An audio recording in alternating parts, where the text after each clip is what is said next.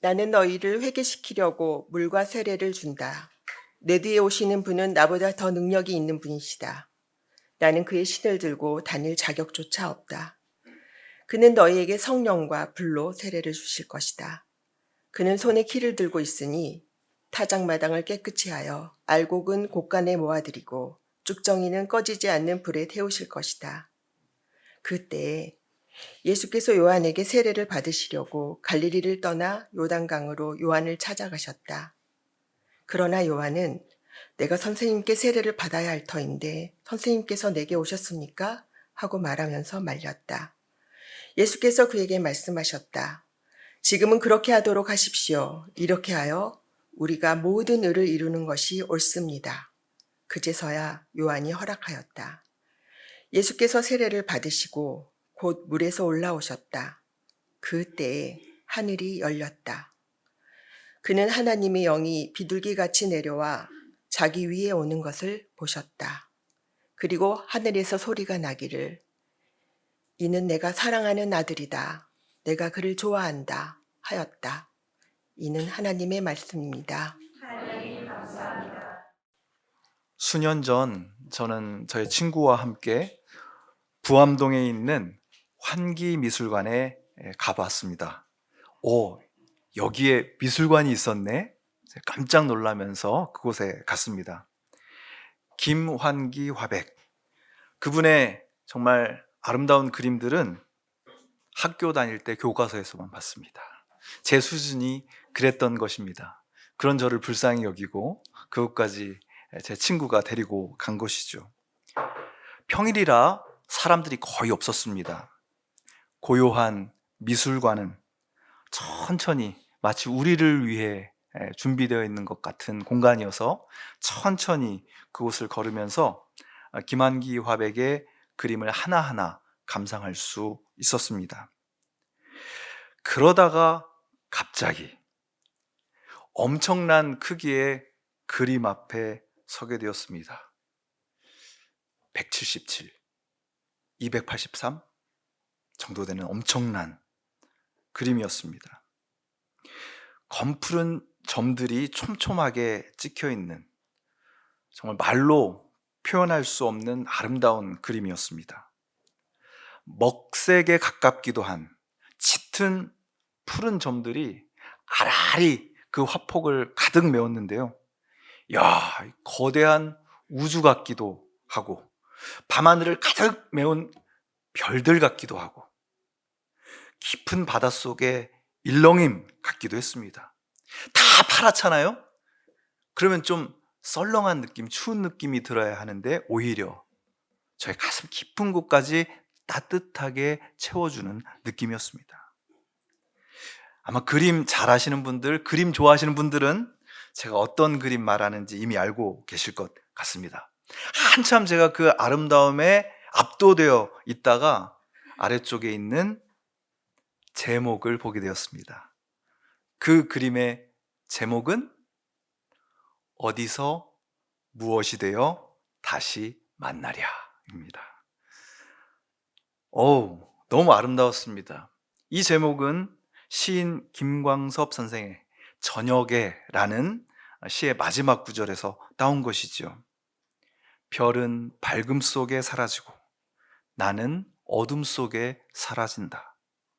이렇게 정다운 너 하나 나 하나는 어디서 무엇이 되어 다시 만나랴. 제목 없이 그림만 봤을 때도 아름다웠습니다. 까마득한 저 아득한 우주가 떠오르는 것 같았습니다. 그런데 어디서 무엇이 되어 다시 만나랴, 이 제목과 함께 그림을 보니까요, 마치 그 그림 속에 내가 있는 것 같았어요. 그 수많은 점들 중에 하나인 것 같았다 이겁니다. 더욱더 감동적이었고요, 만나고 헤어지는, 그리고 다시 만날 것을 고대하는 그 촘촘한 시간 속, 그 아련한 그리움 속에 서 있는 나에게, 그리고 이 시대의 사람들에게 바로 그 그림이 말 건네고 있는 것 같은 느낌을 받았습니다. 자, 어떤 그림이 있는데 바로 그 제목이 있기 때문에 더더욱 그 메시지가 절절하게 다가오는 경우도 있습니다. 음악 작품도 그렇죠. 위풍당당 행진곡. 저는 그걸 들 때마다 제목이 다른 거였으면 어떤 느낌이었을까라는 생각이 듭니다. 운명 교향곡. 꽝꽝꽝꽝 그러면서 문학 작품도, 음악 작품도 그 제목 때문에 더 잘 기억되고 그 작품의 메시지가 아주 크고 강렬한 여운을 남기기도 하거든요. 저는 저와 여러분의 삶도 그런 작품이라고 생각합니다. 그래서 여러분들에게 제안합니다. 만약 여러분의 삶에 제목이 붙는다면 뭐라고 붙일 수 있을까요? 잘 생각해 보시기 바랍니다. 숙제. 오늘 본문에도 소제목이 붙어 있습니다. 예수께서 세례를 받으시다. 좀 밋밋하고 평범하게 들리지 않습니까? 오늘 본문이 어떤 이야기를 다루고 있는지를 소개해 준 그냥 평범한 제목처럼 여겨집니다. 그래서 저는 이 본문을 읽을 때마다 조금 다른 제목을 붙이면 좋겠는데 하는 충동이 일어나곤 합니다. 여러분, 가만히 오늘 본문을 들여다보십시오. 우리가 익히 알고 있는 본문인 것 같지만 우리를 감탄하게 하고 감동하게 하는 한편의 놀라운 드라마 같다, 그런 생각을 하게 됩니다. 제일 먼저 저를 압도하는 건요, 세례 요한이 예수님을 알아보는 장면입니다. 어떻게 알아봤을까요? 예수님이 아직 나타나지 않으셨을 때 요단강에서 세례를 주던 요한이 이런 말을 사람들에게 합니다. 내 뒤에 오시는 분은 나보다 더 능력이 있는 분이시다. 그는 너희에게 성령과 불로 세례를 주실 것이다. 이 말을 하고 며칠이 지났을까요? 아니, 몇 달이 지났을까요? 여느 때처럼 요한은 요단강에서 사람들에게 세례를 주고 있었습니다. 그 요한이 자기 앞에 문득 세례를 받겠다고 서 있는 한 사람을 보게 됩니다. 그리고 깜짝 놀랐겠죠. 얼마 전 자신이 성령과 불로 세례를 주실 분, 나보다 더 능력이 있는 분이라고 말했던 그분이 자기 눈앞에 서 있는 것을 알아차린 겁니다. 그래서 요한이 이렇게 말했겠죠. 내가 선생님에게 세례를 받아야 할 터인데 어떻게 선생님께서 나에게 나와서 세례를 받겠다고 하십니까? 여러분, 저는 이 요한이 너무나 놀랍습니다. 도대체 어떻게 그분인 것을 알아차렸을까요? 자기 눈앞에 있는 이 사람이야말로 하나님의 영, 생명의 영을 주시는 분이라는 사실을 어떻게 알았을까?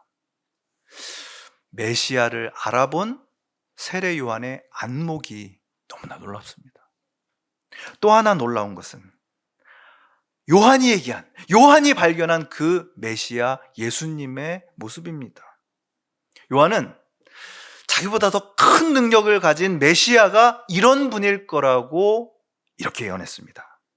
그분은 손에 키를 들고 있으니, 여기서 키는 그 열쇠가 아니라 알곡과 쭉정이를 이렇게 가르는, 우리나라는 이렇게 하고 팔레스타인은 삽 같은 걸로 이렇게 하는 그 키입니다. 그 키를 들고 계시니 타작마당을 깨끗이 하여 알곡은 곳간에 모아드리고 쭉정이는 꺼지지 않는 불에 태우실 것이다. 저는 이 말씀을 들으면 마지막 쭉정이를 모조리 태워버리는 불만 생각납니다. 요한은요, 그런 불을 가지신 분이 오실 거라고 예언했고, 지금 바로 자신의 눈앞에 그 거룩한 불, 꺼지지 않는 불을 가지신 분이 서 있는 것을 알아차렸습니다. 자, 이제 익숙한 시나리오는 뭘까요? 예수님이 자기를 알아본 요한을 칭찬하십니다. 그래, 사람들은 나를 알아보지 못했는데 너는 나를 알아봤구나. 그러면서 딱 요한에게 불과 성령으로 세례를 딱 주시고, 이 세상에서 알곡과 같은 신실한 삶을 사는 사람들은 따로 모아서 그들에게도 세례를 주시고, 쭉정이 같은 인생들, 정말 이 세상에 쓰레기 같은 그런 존재들은 다 한쪽으로 모아서 불로 심판하시는 시나리오, 이런 거 좀 나올 법하지 않습니까? 자, 그런데 여기서 반전이 일어난 겁니다. 우리는 너무나 익숙하게 이 본문을 받아들이기 때문에 이 반전이 우리에게 주는 충격을 잘 느끼지 못하는 거예요. 어떻게 제가 당신에게 세례를 줍니까? 이렇게 만류하는 세례 요한의 만류에도 불구하고 예수님께서 기어이 요한에게 세례를 받으신 겁니다. 그러고 보니까요, 오늘 본문의 제목 자체가 놀랍습니다. 예수께서 세례를 받으시다 이렇게 되어 있죠. 세례를 주셔야 하는 예수님께서 세례를 받으신 겁니다. 놀라운 일입니다. 경악스러운 일입니다. 근데 바로 그때 하늘이 열리고 하나님의 영이 비둘기 같은 형상으로 그 물 위로 내려왔다, 이렇게 얘기하고 있습니다. 이것은요, 창세기 1장 1절, 하나님의 영이 수면 위에, 물 위에 움직이고 계셨다라는 말씀을 연상시키는 그런 장면이죠. 그리고 하늘에서 소리가 납니다. 이는 내 사랑하는 아들이다. 내가 그를 좋아한다. 이것은 시편 2편 7절, 그리고 이사야 42장 1절에서 왕이, 하나님께서 기뻐하시는 왕이 대관식을 올리고 즉위하는 맥락에서 나온 말입니다. 바로 그렇기 때문에 오늘 이 말씀은 예수님께서, 하나님께서 기뻐하시는 왕으로서 이 세상에 드러나심을 선언하는 말이죠. 주현절에 딱 어울리는 말씀입니다. 주현절은 이렇게 우리에게 드러나신 주님과 함께 걷고 이야기하고 그분이 살아내신 공생애를 따라 걷는 여행임을 믿으시기를 축원합니다. 그래서 주현절 첫 주를 맞아 여러분들에게 당부드립니다. 오늘부터 3월 2일까지 내 복음서 중에서 하나를 선택하셔서 주님과 같이 걷는 마음으로, 그분과 함께 이야기를 나누는 심정으로 통독하시기를 축원합니다. 20명 정도만 아멘 하신 것 같아. 다시 한번 읽으시길 바랍니다. 네, 감사합니다. 제가 물어볼 거예요, 어디쯤 읽으시는지. 그 여정의 시작점에서 우리는 주년절 첫 주를 맞아 겸손히 이 말씀에 귀 기울입니다. 그리고 주님께서 요한에게, 그리고 우리에게 주시는 말씀을 듣습니다. 나는 당신에게 세례를 줄 수 없습니다. 그렇게 만류하는 요한에게 예수님께서 말씀하십니다. 지금은 그렇게 하도록 하십시오. 이렇게 하여 우리가 모든 의를 이루는 것이 옳습니다. 성경책 가지신 분은 밑줄 치셔도 좋습니다. 왜냐? 마태복음에서 바로 이 말씀이요, 예수님께서 첫 번째 입을 열어 하신 말씀입니다. 기가 막힌 말씀입니다. 믿을 수 없는 말입니다. 세례를 주셔야 하는 예수님이 세례를 받으시겠다는 말씀. 죄를 씻겨주시는 예수님께서 죄 씻김을 당하는 사람이 되어 물속으로 들어가시겠다는 말씀. 생명의 불이신, 거룩한 불꽃이신 예수님께서 죽음을 상징하는 물속으로 들어가시겠다는 그 말씀. 이 역설이 도대체 무슨 의를 이루는 것이기에 모든 의를 이루기 위해서 이렇게 해야 된다고 말씀하시는 걸까요? 마틴 루터와 종교개혁자들이 그 사실을 온몸을 바쳐 밝혀냈습니다. 여러분, 이 의는 저와 여러분을 끝까지 포기하지 않으시고 끝끝내 의롭게 만드시는 하나님의 의인 줄 믿으시길 축원합니다. 끝끝내, 끝까지. 그것은 무엇을 의미합니까? 여기가 우리의 인생의 끝이다, 여기가 내가 할 수 있는 끝이다라고 생각하는 자리까지 내려오시는 하나님의 의로우심인 것입니다. 죄인을 불로 심판하시는 의가 아니라 잘못한 것을 끝까지 찾아내서 없애버리는 의가 아니라 우리를 의롭게 만드시는 하나님의 의. 그 의를 이루기 위해서, 모든 의를 이루기 위해서 예수님께서 세례 받는 한 사람이 되셨음을 기억하시길 축원합니다. 우리와 한 줄로 쓰셨어요. 요한의 세례를 받겠다고 한 줄로 쓰셨습니다. 죄를 아파하면서 주님, 제가 새로운 삶을 살고 싶습니다. 그렇게 갈망하는 사람들의 대열에 합류하셨습니다. 옛자의 죽음을 상징하는 그 물속으로 들어가셨습니다. 그리고 그의 삶의 마지막을 기억하십니까? 실제로 죽으셔서 썩어 없어질 우리 모두의 운명을 같이 하셨습니다. 할렐루야. 그 모든 여정이 여기서 시작되고 있는 것입니다. 우리 모두를 의롭게 하시려고 이런 모험을 감행하시는 하나님의 의, 그분이 이루시는 모든 의를 의지하시는 여러분이 되시기를 주님의 이름으로 축원합니다. 어떻게 하면 그럴 수 있을까요? 어떻게 하면 그분이 이루시는 모든 의가 나의 의가 될 수 있을까요? 여러 가지 방법이 있지만 저는 한 가지를 추천해드리고 싶습니다. 그것은 복음서의 말씀을 읽으면서 가만히 놀라는 것입니다. 깜짝 놀라면 안 됩니다. 들고 있던 거 떨어뜨릴 수도 있어요. 이 세상이 이게 하나님이다 라고 기대하는 신이 있습니다. 나의 못난 자아가, 나의 이기적인 자아가 하나님은 이럴 거야, 이런 나의 계획을 이뤄주실 거야 라면서 상상하는 신이 있습니다. 그런데 복음의 말씀을 읽으면요, 가만히 놀라게 됩니다. 어머나, 어쩜 세상에 내가 생각하고 내가 그리던 하나님이 아니신 겁니다. 전혀 새로운 모습으로 우리에게 다가오시는 놀라우신 하나님과 만나게 되실 줄로 믿습니다. 우리는요, 마치 요한이 그랬던 것처럼 크고 강력하고 웅장하고 폭발적으로 불타오르는 음악 같은 그런 식으로 나타나는 메시아를 기대할 수 있습니다. 지금 내 인생의 문제, 우리 사회의 문제를 단번에 쓸어 없애는 그런 심판자이신 하나님을 상상할 수 있습니다. 그러나 복음의 말씀은요, 고요히 물속에 잠기시는 예수님을 우리에게 보여줍니다. 그 예수님의 공생애를 가만히 따라가면서 그 말씀에 고요히 놀랄 수 있는 여러분 되기를 축원합니다. 그러면요, 그 예수님을 사랑할 수밖에 없습니다. 신약학자 톰 라이트는 이 말씀을, 오늘 본문을 주석하면서 이렇게 얘기합니다. 예수님은 우리의 계획이 아니라 하나님의 계획을 성취하기 위해 오신 분이시다.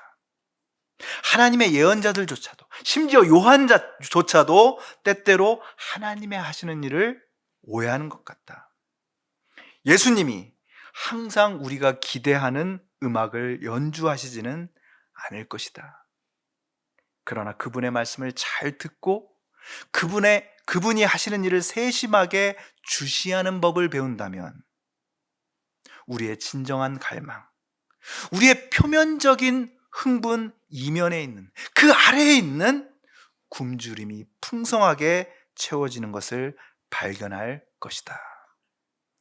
저는 이 놀라운 발견이 여러분의 삶 속에서 이루어지기를 축원합니다. 여러분, 이게 가장 중요합니다. 게다가 여러분은 예수 그리스도의 이름으로 세례받은 분들 아닙니까? 혹은 부활절에 곧 세례받으실 분들 아닙니까? 하나님의 모든 의, 우리를 의롭게 하시려는 그 의를 이루시기 위해 몸을 낮추시고 세례를 받으신 예수님을 기억하십시오. 그러면요, 나의 의를 이루겠다고 안달복달 하지 않아도 됩니다. 그분이 세례를 받으시고 하나님의 의를 이루시고 여러분에게 진정한 생명을 주려 하셨다라는 사실을 여러분의 심장에 새기시기를 바랍니다.